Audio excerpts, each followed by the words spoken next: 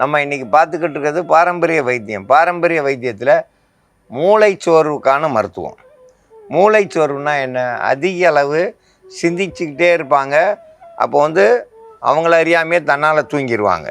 சில பேர் நிறைய படிப்பாங்க, மூளை மந்தமாயிரும், அதனால் தூங்கிடுவாங்க. சிலர் இன்றைக்கி கணினியில் வேலை செஞ்சுக்கிட்டே இருக்காங்க.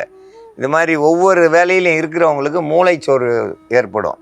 மூளைச்சோர்வுனா மூளை ஒரு அசதியாகி அந்த சிந்திக்கிற திறனே குறைய ஆரம்பிச்சிடும். அதுக்கான மருத்துவம் முக்கியமாக முந்திரி பருப்பு, வில்வம், நாட்டு மாட்டுப்பால், பன்னீர் ரோஜா, ஜாதிபத்திரி, தேன், இதெல்லாம் கூட்டு கலவையாக சேர்ந்து இப்போ மருந்தாக தயாரிக்க போகிறோம். மூளை சோர்வு தெளிவடைகிறதுக்கான மருந்து தயாரிக்கும் முறையை பற்றி பார்க்கலாம். யாருக்கெல்லாம் மூளை சோர்வு அடையுது அப்படின்றத பார்த்தீங்கன்னாக்கா, சிந்தனையாளர்கள், அதாவது கதாசிரியர்கள், பாட்டு எழுதுகிறவங்க, முக்கியமான பெரிய பதவிகளில் இருக்கிறவங்க, ப்ரொஃபஸர்கள், பேங்கில் ஒர்க் பண்ணுறவங்க, ரொம்ப சிந்தனை பண்ணிக்கிட்டே இருப்பாங்க. அவங்க வேலைப்பளு காரணமாக கம்ப்யூட்டரில் வேலை செய்வாங்க. எல்லாரையும் வேலைன்னா வேலை ஆஃபீஸ்லேயே விட்டுட்டு வீட்டுக்கு வந்தாக்கா வீட்டில் இருக்க குடும்பம் அந்த மாதிரி இருக்க மாட்டாங்க. எந்த நேரமும் அவங்க வேலை பார்க்குற சிந்தனையிலே இருந்தாங்கனாக்கா அந்த மூளை சோர்வு அடைஞ்சிரும். மூளைக்கு ஓய்வே கொடுக்காம ஒர்க்கு அந்த நினப்பில் இருந்தாங்கனாக்கா சோர்வு அடைஞ்சு சோர்ந்து போயே இருப்பாங்க.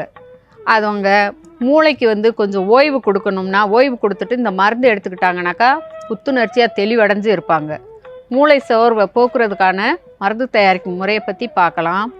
மூளைன்னு வந்துருச்சுனாலுமே வில்வ இலை எப்படிப்பட்ட மூளை சோர்வு, மூளையில் வர ஞாபக மறதி, இரத்த நரம்புகள் அடைப்பு, அந்த மாதிரி இருக்கிற பிரச்சனைகள் எல்லாத்துக்குமே வில்வ இலை ஒரு அற்புதமான மருந்து. ஒரு 5 இலை எடுத்து நல்லா அரைச்சி சாரி எடுத்து வச்சுருக்குறோம். வில்வ இலை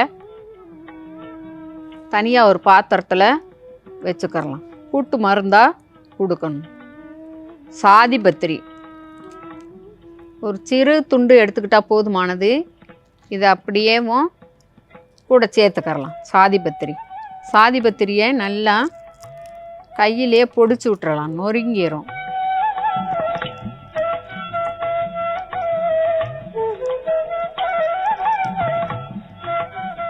இப்போ இது கூட முந்திரி பருப்பு ஒரு 5 பருப்பு, இதையும் நல்லா கூட பொடிசாக நறுக்கி போட்டுறலாம்.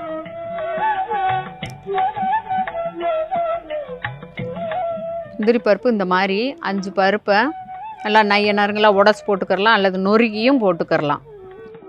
கூட்டு மருந்தோடு சேர்த்துக்கிறணும். ஒரு பன்னீர் ரோஜாவின் இதழை 1 கூட சேர்த்துக்கிறணும்.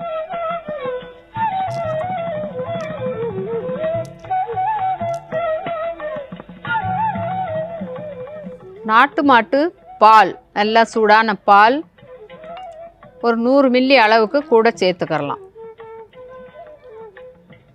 தேன் 1 ஸ்பூன் அளவு கூட சேர்த்துக்கிறணும்.